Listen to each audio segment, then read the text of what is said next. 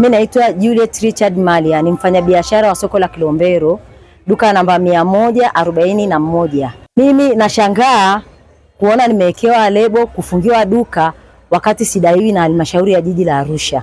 Kodi zangu nilikuwa nalipa kwa wakati japo nilikuwa na changamoto. Na baada ya hapo mara nyingi walitamani kufunga duka langu huu mwezi wa 3 nikiwaambia kwamba nimeshamaliza kulipa mpaka huu mwezi wa 3 nilikuwa sidaiwi. Lakini ilienda hivyo bila kupata mafanikio. Nilimwambia mwenyekiti wangu wa mkoa na mwenyekiti alifuatilia hili jambo zaidi ya miezi 8 bila kupata majibu. Tukizarauliwa na kwenda halmashauri kuzarauliwa, hatupati majibu. Hatimaye jana tulivyoenda halmashauri, kabla tujaenda halmashauri nilienda kwa mwanasheria, nikamuuliza kuhusu barua tulizokuwa tunaandika na kwa nini hatujibiwi. Lakini cha kushangaza aliniambia simtambui mwenyekiti wala wa chama. Nikamwambia mimi sijaja kwa ajili ya mwenyekiti wa chama wala mwenyekiti, nimekuja kwa ajili ya kuuliza barua na lazima pia nifikishe taarifa zangu kwa mheshimiwa wangu ambaye ni mkuu wangu ambaye ni mwenyekiti wa wafanyabiashara mkoa wa Arusha. Lakini aliendelea kunijibu vibaya na mimi nikamwambia haki yangu nitamwomba Mungu nitapata. Akasema Mungu kitu gani? Aliendelea kunitolea kashfa, nikamwambia kama ni duka wanahitaji basi waniambie na kama ni barua basi wanipe majibu. Akanambia nenda kwa mweka hazina. Nikamwambia barua ya mkurugenzi itaendaje kwa mweka hazina? Akanambia mimi sijui. Tuliendelea kujibizana hapo na hali ilikuwa sio nzuri.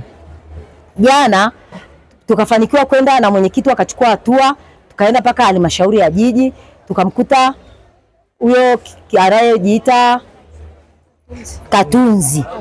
Baada ya hapo tulisimama zaidi ya lisaa akiongea na simu, akifanya hivyo anavyotaka kufanya wakati tunamuomba ili tuweze kufanya masahihisho kwenye risiti zangu. Hakuelewa. Mwenyekiti wangu alichukua hatua kumfuata mweka hazina. Mweka hazina kweli alitupokea. Baada ya mweka hazina kutupokea alitusikiliza, alimpigia huyo Katunzi simu, alikuja, baadaye akamuuliza, baadaye akamwambia akatoe statement yangu tuje tutiki zile risiti. Baada ya hapo alikuja na ile statement, tulitiki risiti moja baada ya nyingine na kuna fedha ambazo zilizidi ambazo hazikuingizwa kwenye akaunti yangu. Wakiniambia labda nimelipia duka lingine ambao ni 2,180,000 ambazo zilikuwa zimezidi. Sasa tukiwauliza zimeenda wapi, Katunzi anajibu kwa kiburi akisema duka lingine ndio zimechukua labda nimelipia. Lakini wale duka pia wana risiti zao baada ya kufuatilia. Sasa nikashindwa kuelewa, mwanasheria yeye ndio mkurugenzi, mwanasheria yeye ni mweka hazina, yeye ni afisa biashara, yeye ni afisa ugavi. Yaani mwanasheria ni kila kitu. Na barua iliyoandikwa haina muhuri, haina sahihi, haina chochote. Nimenyanyaswa sio mwaka mmoja wala miwili. Nimefungiwa duka tena zaidi ya miezi 3. Nikiambia kitu hichi. Tunashindwa kuelewa hizo fedha na nani control number wanazotupa ni kwa ajili ya kazi gani? Pesa ya halmashauri ni wengi wanaonyanyasika kuliko hata mimi. Ni wengi wamepitia jaribu kama hili lakini wanashindwa kujua wapitie wapi, watokee wapi. Waziri ameongea kwamba maduka yasifungwe, lakini wao wanafunga maduka kwa ajili ya kutunyanyasa kwa sababu labda tunaonekana hatuna elimu, hatujui haki yetu ziko wapi. Mama Samia kama rais wetu wa Tanzania, rais wa wanyonge, rais wa watetezi wa wanawake. Mama naomba unitetee nipate haki yangu. Nimeibiwa paka fedha zangu kwa ajili ya ada ya mtoto, kwa ajili ya huyu Tibilengo ambaye anajiita ni mwanasheria. Amenyanyasa kwa muda mrefu zaidi ya miaka 4 na nyanyaswa na huyu mwanasheria. Pamoja na Beni, pamoja na huyo anajiita Katunzi. Tumeshindwa kuelewa mama jiji la Arusha alifai na kila mkurugenzi utakaomleta hawawezi kukaa kwa ajili ya hawa watu. Tunaomba ubadilishe halmashauri ya jiji la Arusha mfumo mzima. Ndio mama utaweza kuona kitu kinachofanyika katika ile jiji la Arusha. Mama nimepeleka taarifa zangu kote kwa mkuu wa wilaya, kwa mkuu wa mkoa, kwenye kata wilaya, kwa mbunge, nimepeleka hata kwa mheshimiwa pia huko kwa mkurugenzi nimepeleka. Kwenye katibu wa wilaya chama nimepeleka. Kote nimepeleka taarifa zangu lakini sijasaidika chochote. Mpaka leo jana mweka hazina anatusaidia, ananiambia nifunguliwe duka na yule afute madeni ninaodaiwa maana mimi nadai. Hajafanya hivyo mpaka tunavyoongea sasa hivi leo sijafunguliwa duka langu. Nilifungiwa miezi 3 kwanza. Nikaambiwa nilipe. Bado niliendelea kulipa ile baada ya Saidi Mtana kuja kunifungulia duka langu zaidi ya miezi 3. Hasara kila kitu alikuwa kimeliwa na kaniambia nikaombe mkopo jiji bila masharti. Sikupewa. Mtu aleka kizingiti ni Tibilengwa pamoja na wao wanaojitambua ambao ni timu iko pale kila anayekuja wanamvuruga. Ngea alipokuja hapa juzi, lakini hakuna chochote. Sisi tunaomba tujue kama huyu Tibilengwa ndo waziri wa nchi au yeye ndo rais au yeye ana mamlaka gani? Sisi tunaonyanyaswa kama wanawake. Mama, naomba unisaidie, maana sina chochote na menya njegere kutokana na sina tena kitu dukani. Mimi ndo nahitaji kuomba msaada. Kwa jina naitwa Kirenga Swai, ni makamu mwenyekiti wa wafanyabiashara mkoa wa Arusha. Tunakumbuka kupokea tatizo la huyu mama miezi 8 iliyopita kuhusu anavyonyanyaswa kwa ajili ya ulipaji wa kodi. Ilikuwa jukumu la kufuatilia kwa muda mrefu. Nimeenda kwa DC, nimeenda kwa DAS, nimeenda kwa mkurugenzi mwenyewe, nimeenda kwa kaimu mkurugenzi, lakini hatima ya kaimu mkurugenzi alitoa statement na kuahidi kwamba tukalifanyie kazi ili tumrejeshe majibu baina ya slipu za huyu mama pamoja na ile statement yao. Kilichotokea muda wote jana ndio tumepata rumu ya kuweza kuongea na mweka hazina. Baada ya kukutana na mweka hazina alimuita yule Mr. Katunzi ambaye ndio anayeshughulika na madeni haya. Akamuuliza kuhusu hii issue.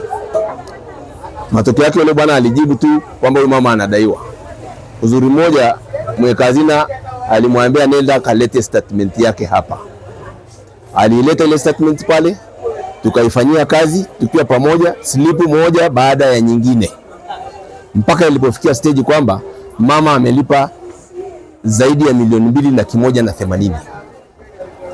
Hapo nikamuuliza mweka hazina, hii imekaaje? Akaniambia imekaa vibaya, lakini ninachoamuru sasa, huyu mama akafungulia duka lake sasa hivi na kwenye mfumo wa madeni aondolewe, wakati tunaendelea kutafuta utaratibu wa jinsi hizi pesa ziliko. Cha kushangaza, yule bwana aliraise issue nyingine, akasema yaelekea, naomba niende kwenye mfumo nikaangalia hizi pesa zilizozidi zimezidi kwa misingi gani. Alipoenda kule kwenye mfumo akakuta kweli zimelipa kodi, lakini alipofika pale akabadilisha tena sentence nyingine, akasema inawezekana imelipa room namba 142 badala ya 141 ya muhusika. Nikamuuliza swali, kama kibanda ni 141, anayelipa mwenye slipu aliyoko hapa ni 141, iliwezekanaje hii pesa kwenda 142? Akasema hili tutalifuatilia. Ndipo hapo mheshimiwa mweka hazina alipotoa tamko hilo, na yule bwana akakiri mbele yake, naomba tukalifungue ile duka sasa hivi. Lakini cha kushangaza, kuanzia jana saa 6 mpaka sasa hivi tunavyoongea, hili duka limefungwa. Kwa hiyo tunaomba kwa uongozi wa sasa, ni tatizo kuanzia ofisi ya mkurugenzi.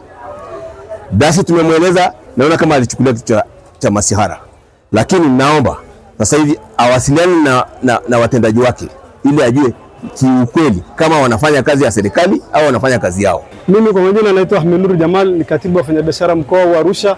Tuko hapa ndugu mwandishi, leo kupaza sauti huyu mama yetu, Mama Mali apate haki yake. Amefungiwa duka hapa zaidi ya wiki, lakini nyuma tena alishafungiwa miezi 3 kwa kesi ambayo sio ya kwake. Yeye ndo anaidai jiji, lakini jiji wanasema wanamdai kitu ambacho sio cha kweli.